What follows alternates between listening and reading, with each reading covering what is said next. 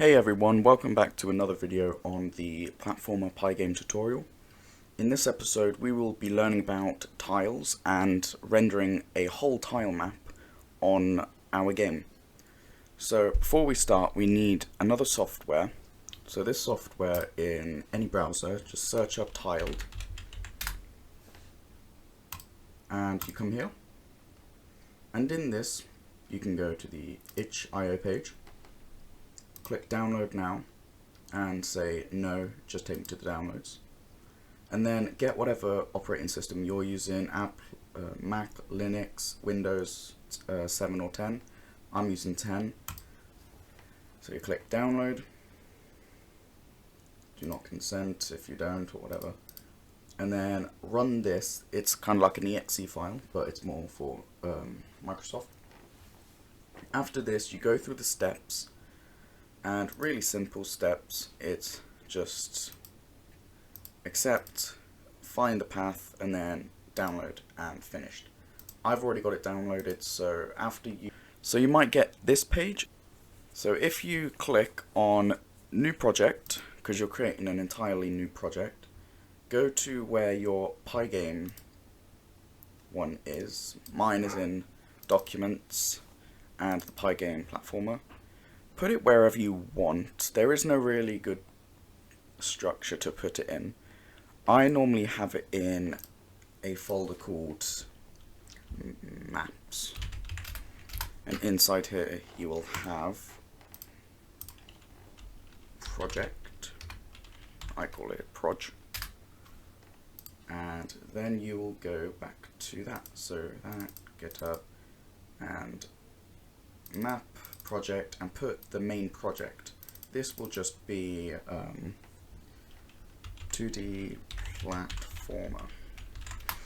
I don't really use the project file. I don't think it's really used for anything. It's mainly for backend. But now that we've got the project itself, we will create a map. Now you will create as many maps as you want in your game. For now we're just going to do one.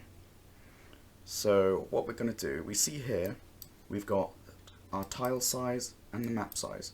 Now very important this is, because remember we have done a fixed window size. So if we go to our settings, we can see here 1080 by 720.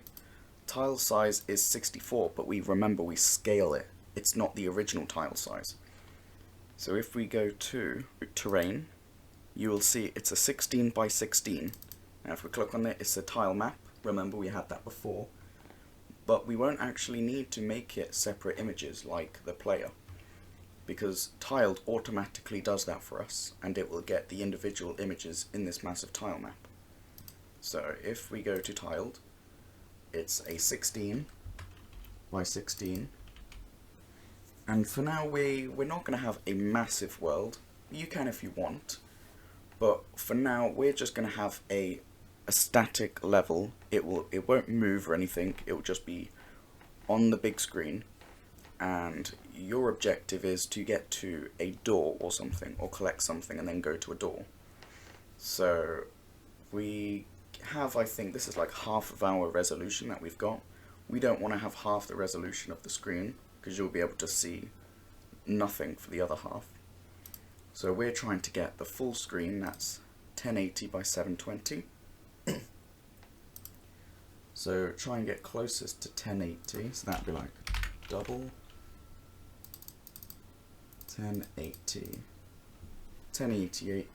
You can, that's pretty much it really, 1088. But if you want to make it absolutely precise, just change this number to 1088 and 720. So let's double that, 40, try and get 720. Boom, there we go. Automatically 720. Don't need to worry about this at all. We can change the types, but not needed. The rendering style, you don't need it either. The orientation, nothing. So just forget about this. If you want a really deep dive into tiled, then just tell me in the comments, because I will go through every single little part of tiled. But for now, I'm just going to assume you know the basics. So you click continue or OK. So here is the map. you've got our layers. Very important the layers are. This is like second importance. If you don't have this, it's fine, you don't need it. You just click on X because we won't use it anyway. And the tile set. Now, easy done. Click on new tile set.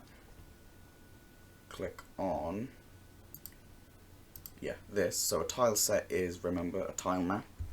It's a 16 by 16 one. And let's try and find it.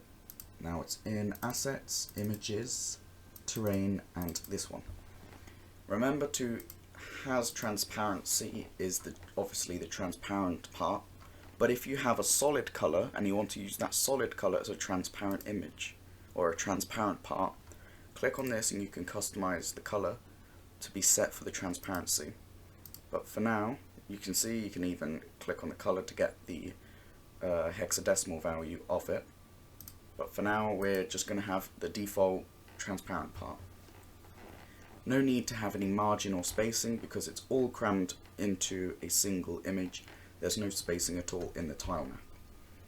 So let's actually just rename it to just terrain, because they're all the terrain types in this tile map.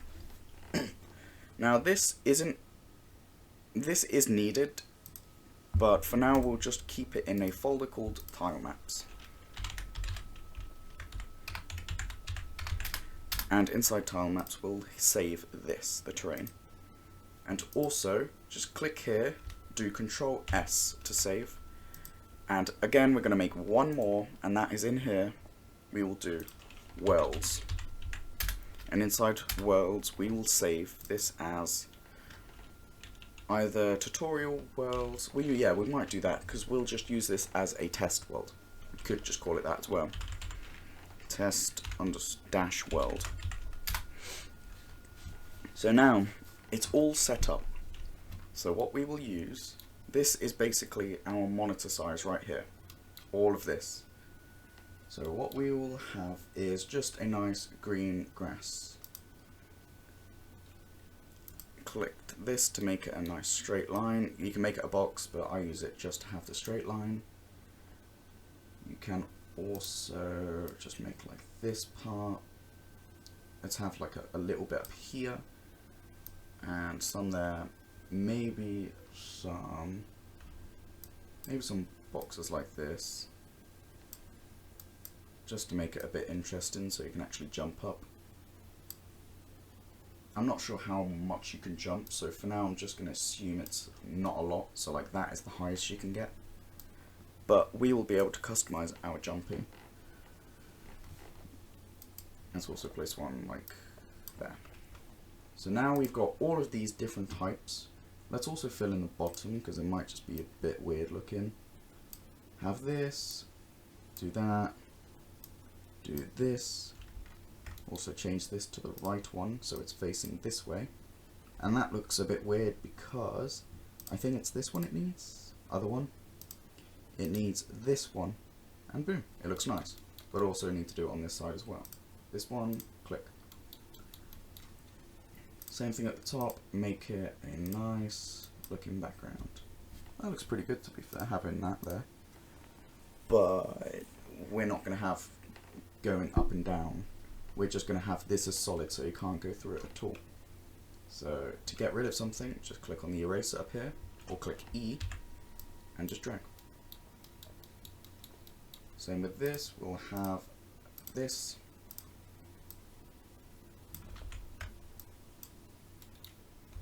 And boom, we've made a simple map. We will do much more later. There's one more thing that we will do though. Well, two more if you want to do really basic steps. Rename this layer to floor. Or you can call it collidable or something. Just make sure to name this and remember the name because this is what is going to be collidable for the player. To make it more interesting, remember, the player will only be able to jump on the solid objects, but this is also classed as solid. And remember, checking if something's solid takes much more longer than just rendering it on the screen. So just remember to keep that in mind. Don't keep all of these, if I can get thing again. Don't keep all of these as solid colours or collidable objects or tiles, because you've got to do checks for all of these and it will take longer. So what you would want to do is make another layer and call this background, because you're not going to be able to collide with it because no player is going to be in this area. So just something to learn. And then also we're just going to do Control S to save it. And that is the last step. Now, in our main game, we are going to add another class called Tile. Now, you can call it a static tile. I might do that personally because static tile means it won't change, or in this case, won't move, or won't do anything. It's just literally a tile that's going to be on the screen. So in source, we're going to make a new directory called tiles. And in here we will have other tiles like the damage tile, or obviously a movable tile, but they will all take instance of the tile, of a base tile. So let's create tile. Yep, always accept if that pops up because I'm using GitHub, because I'm posting it on my GitHub page. Remember to always check out my GitHub page if you want to take the code in. It's all open source, so you may use the code if you want to change it, edit it, update it, or whatever you want. If you want to update the main branch, you can also send issues to the GitHub page, or setting other forks, and I'll make sure to try and get back to you as soon as possible, or to see if it will work. So back to the main thing. Let's import settings. So from source.engine.settings, we will now create a class called tile. We won't actually call it static tile because other tiles will use it, and if it's a movable tile, you can't take instance of a static tile to make it movable, because it'll sound really weird. So you're taking stuff that can't move and moving it. So let's just make this the parent class, and obviously this parent class will also have a parent of the sprite. So it's just simply pygame.sprite and then the sprite class. And the initializer will take position, an image, and a group.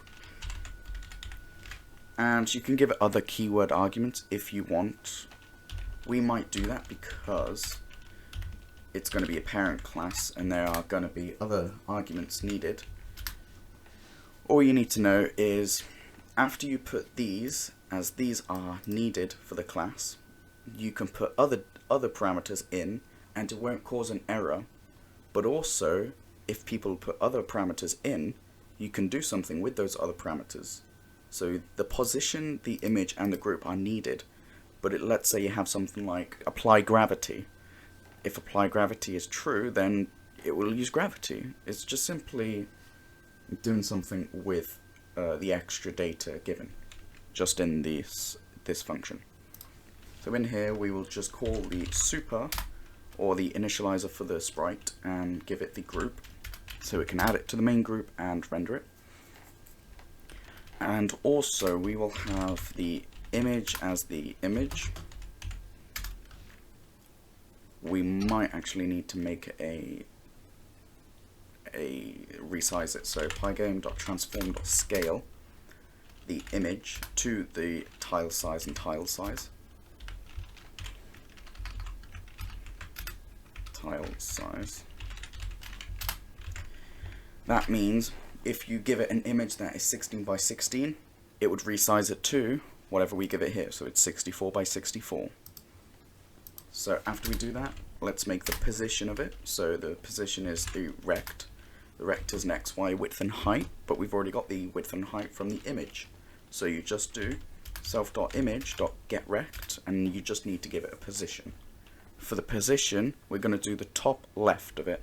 So how you normally render images is from the top left, but for the player we set it to the center.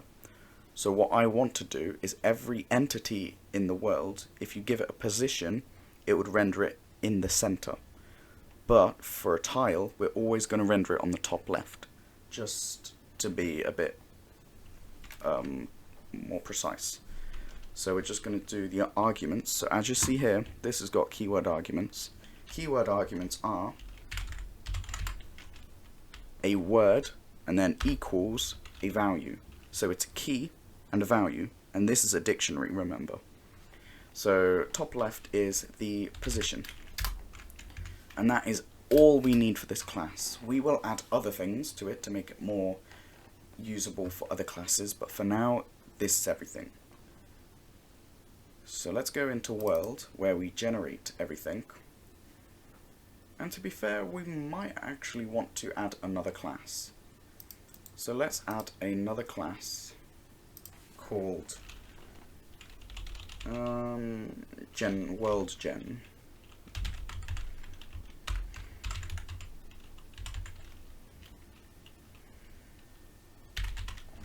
World generator.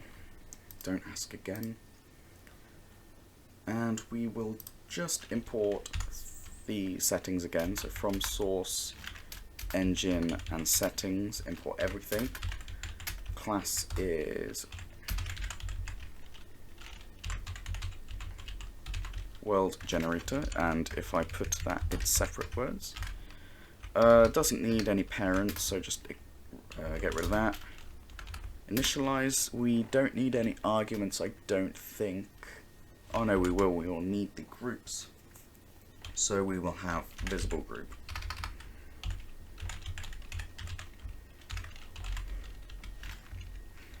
And underneath we will give a value, or no, we'll give the window, so self.window equals pygame.display.getSurface, so it gets the window that we're using right now.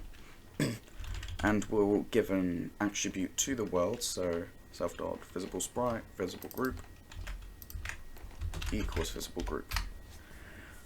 Now, we will also need map, so we'll need to know what the current map is, so self. Equals, and we're gonna give the current map to the name of the world that we're using. So right now we're just gonna do test-world. Test world. And we won't give it a TMX because we'll just do that.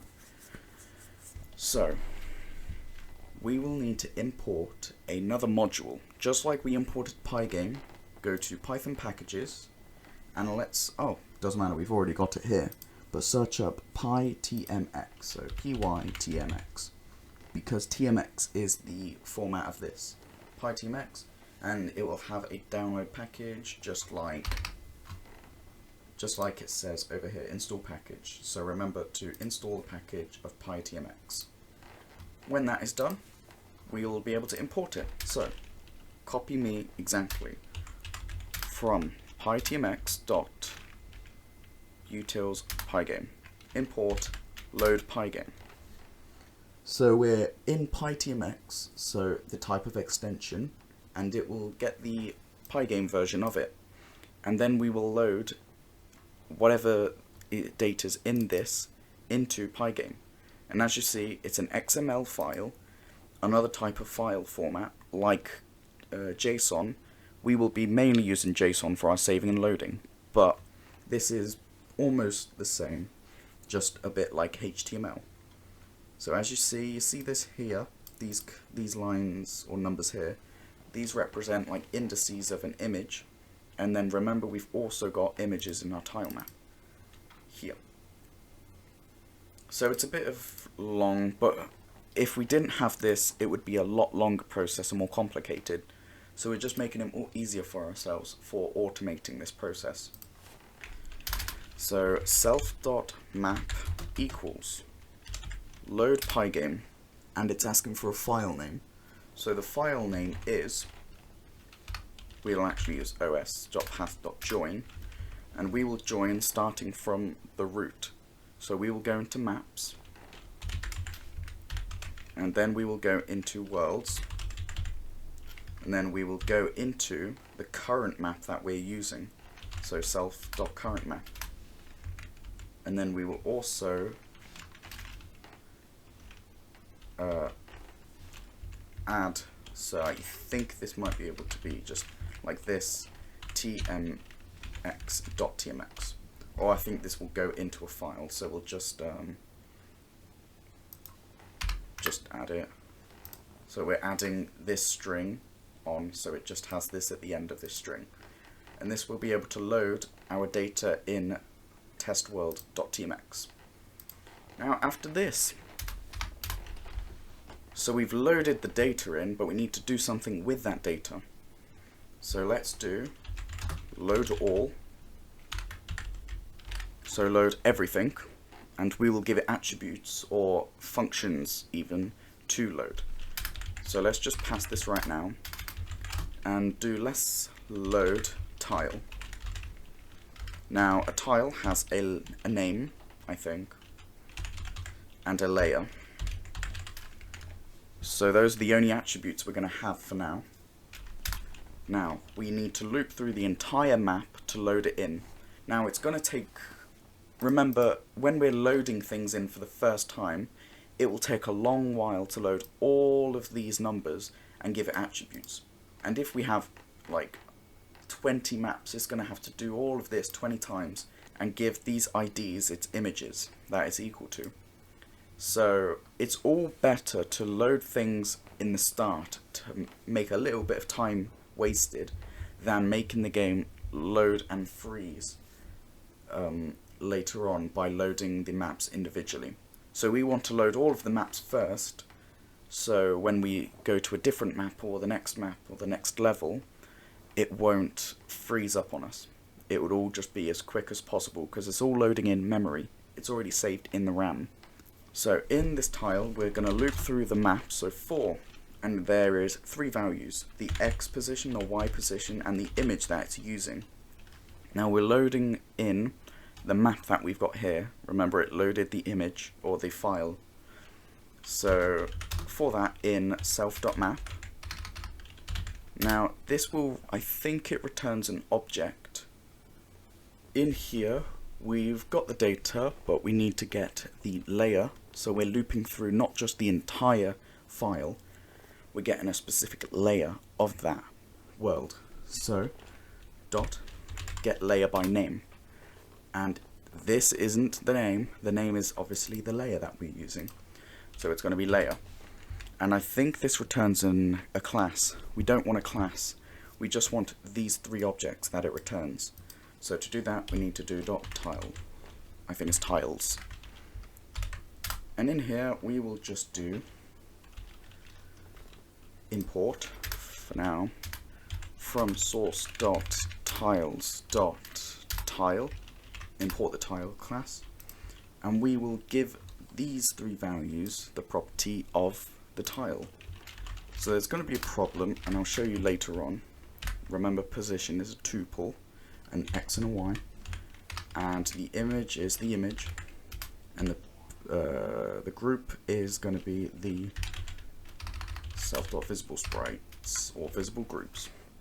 And when we're loading, since this is going to be all dynamic and you can customize what you want to load, we will give the self.load tile, the name will be nothing for now, or floor. Nah, because that's already the layer name, and the layer name obviously is floor. Floor OOR. Now what this will do is we'll first loop through this layer, and this layer has all of these images right now, not all of those, all of these ones here. Now we can have multiple images that have multiple layers that have multiple images, and sometimes it will be good like that because it would look like it's on top of one tile if it's a bit transparent. So it's good to have multiple layers, and it's good to have a dynamic function like this. So we won't have to keep on constantly writing a function like this. We'll just call this function as many times as we need. We'll give it some arguments or something if we need to give it special parameters, but we won't right now. It's just a single tile or single layer that will be rendered on the screen. So in import we will now from source world, I think it's in, and world generator, the world generator class, and we will do this before we render any players or any person. So we'll render the world first, and then we'll render the player and play the game. So self dot world underscore world generator equals world generator, and this does need a parameter, right?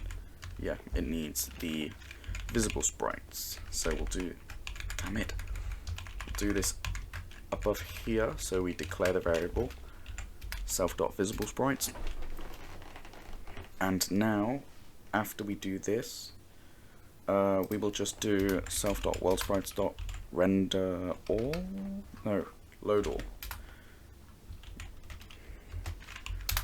And what this would do, to be fair, we don't even actually have to do that. We'll just load all inside the class itself. So just do in here self.loadAll. So after this, don't need to give it a variable name because we're just doing it for one thing, and then that's it, over. And let's quickly configure, because for some reason it didn't save my interpreter. Let's go to our main.py file. Hopefully it saved all of my things, I think. Let's run. Okay, so for some reason I accidentally imported this. I don't need that at all at the top of world generator. So let's, we did this, and this isn't actually image, it's img, short word. Run this. And okay, so we did something wrong with the tile. It isn't two variables, it's a tuple. Let's try it again, and there we go. But obviously it looks weird because this isn't our map. It's supposed to be the full screen, but it's not, because it's this stuff. So let's just see why it's like that. I know why, but we're trying to test because it's a tutorial. Why it's like this is because when we're looping through it, it gives us the tile value, but when we're rendering on the screen, we're rendering at a pixel value. We need to get the tile value. So what the tile value is, it's the tile, or the pixel value is the tile value multiplied by the width and the height of an image, depending on what coordinate you're going through. So let's just rewrite what the x and y is. X equals, and it will be the tile size multiplied by x. So this would make it a pixel value of the tile size. So instead of being 1, 2, 3, it'd be 64, 128, blah blah blah, and that would be the new pixel value. Now I don't think we need to do anything more. We'll just copy this and do it for the y as well. So just change the x's to y's, and that will be pretty much that. Let's see. So now it's not working. So easy thing to do is just to debug. Debugging's easy, just print the x and y. So let's see the first value. The first value is x is 1152, so that is way off the screen. Why that is, I don't know. X starts at 1 and y starts at 1 as well, so they would be placed at 64. Hey guys, sorry about that issue. So I worked out everything. It was all correct, surprisingly. It's all correct. As we can see here, I put 1, 2, 3, 4, 5, 6, and if I render it, 1, 2, 3, 4, 5, 6, 6 tiles together. But they are massive because we're multiplying everything by 64. And as you can see in our original map, this is supposed to handle only 16 by 16 pixels, but we're actually rendering 64 by 64, so it's about 4 times as big of a map than usual. So if we instead of rendering tile size, we will just render by 16 the original tile size,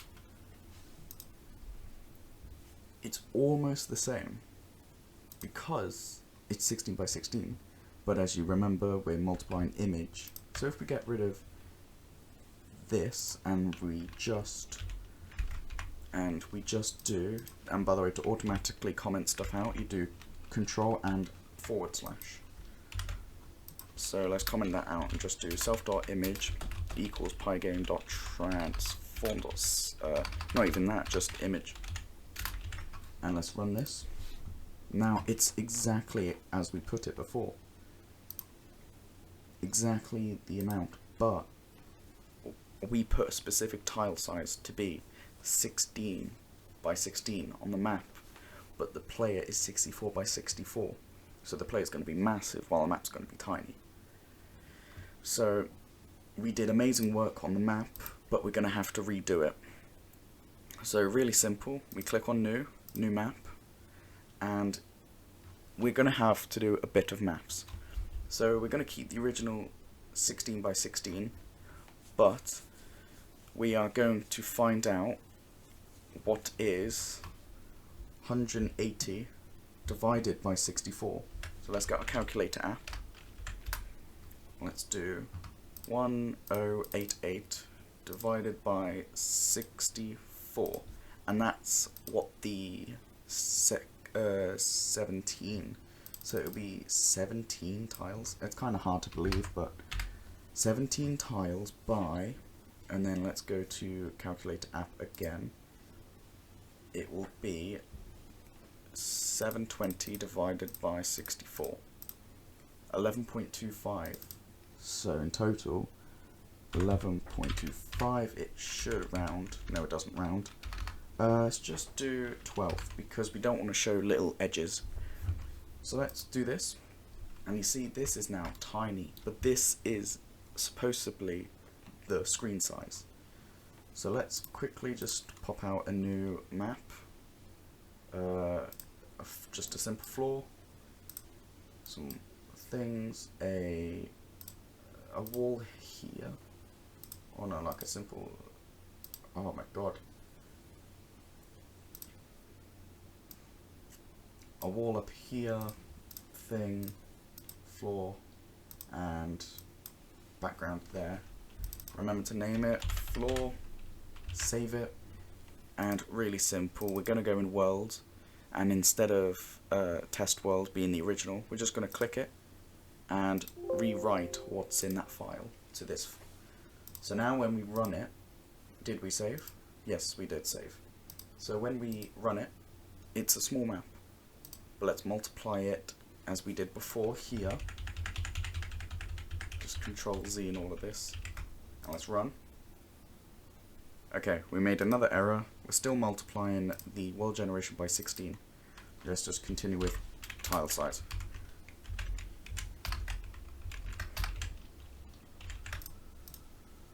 And boom. Now it's properly a full map. There's massive stuff to be done, I know. But it's a quick idea of how to get it all working. We'll eventually probably make the map a bit smaller. So actually, I think the player is 32 by 32, if I'm not mistaken. Yeah, 32 by 32, and that's the so we're actually doubling everything. So if you want to make it again, you can. But I'm going to show you again, just in case you didn't or forgot. Control N for a new map. Calculator. 1088 for the 16 by 16 tiles, or 16 by 16 pixels. Divide that even by 32 instead of 64, and that is 34. Copy that, paste it here. Now, 720 divided by 32, 22.5 or 23, because we don't want any blank spots. Now, a little bit bigger, so let's quickly just make a simple world. We're not going to design it, it's just going to be a floor with something like this. save it, rewrite this test map, yes, replace, and rerun it. Flaw cannot be found because it keeps mistaking that. Save it again. Okay, so instead of multiplying it by tile size, we're doing 32 by 32, and instead of timesing to get the pixel position by 64, it's 32, so as the map is. There was a lot of knowledge to do, and some mistakes. As you see, even I make mistakes, and it's normal to make mistakes and learn from it. This is how all programming should work. So now we learn how to load from a map, or from a file, a map data, and actually render it to our game. So well done for anyone who can follow this along.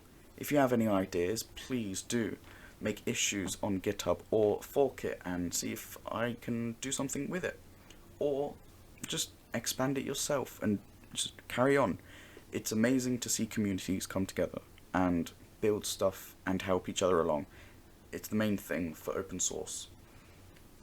So thank you everyone for watching. Hope you did enjoy. I know it's a little bit long, but a lot of information is needed to be shared. Hope you guys did enjoy, and goodbye.